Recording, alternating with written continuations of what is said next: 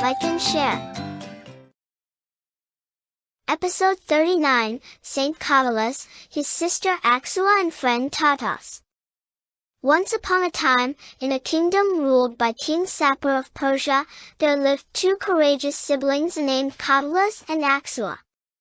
The kingdom was filled with magnificent palaces and bustling markets, but the king himself worshipped fire and the sun. He did not allow anyone in his kingdom to speak the name of Christ. However, Cotylas and Axoua were believers in the Lord Jesus, and they held their faith dear to their hearts. Cotylas had a dear friend named Tatas, who ruled over the country of Maydasayeen. Some people accused Tatas of being a Christian, and King Sapor, intrigued by these rumors, sent a governor named Tumakher to investigate.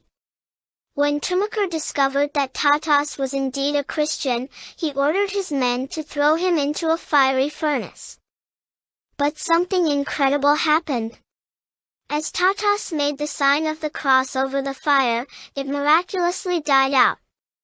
Cotylas watched in awe and asked his friend how he learned this powerful magic. Tatas replied, "It is not magic, my brother. It is through faith in the Lord Christ." Intrigued, Cotylas asked if he could learn to do the same. Tatas assured him that with faith, he could do even greater things. Filled with newfound faith, Cotylas approached the fire, made the sign of the cross, and the flames moved back 12 cubits. This astonishing miracle astonished everyone, including the governor, who reported the events to King Sapor. The king, curious and perhaps fearful of Cotylas' power, summoned him and Tatas before him. Despite Tatas' firm faith and refusal to renounce Christ, he was ordered to be martyred. Cotylas, on the other hand, faced various tortures at the hands of the king. He was thrown into prison, and King Sapor sent for his sister, Axoua, hoping she could convince Cotylas to abandon his Christian beliefs. However, when Axoua arrived, Cotylas preached the teachings of Christ to her. Her heart was moved, and she believed in Jesus. Axoua sought out a priest who secretly baptized her, affirming her commitment to her newfound faith. Axoua returned to her father, boldly proclaiming, "I wish you could have what my brother and I have found, for there is no God but Jesus Christ."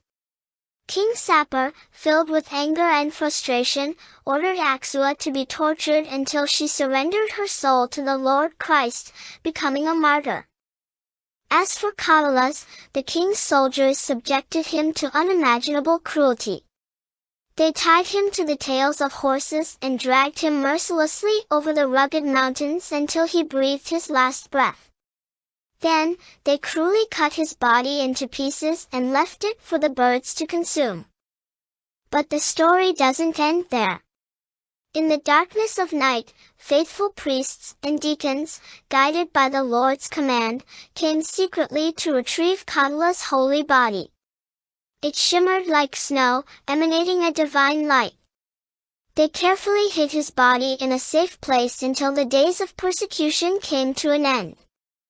The courageous faith of Cotylas and Axoua touched the hearts of many, and their stories spread far and wide. They became symbols of unwavering devotion to Christ and a reminder that even in the face of great trials, faith can illuminate the darkest of times.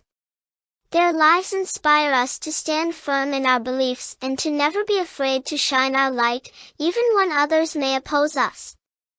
And so, the memory of Cotylas and Axoua lives on, reminding us that true strength comes from within, fueled by love, faith, and the unwavering trust in the Lord's guiding hand.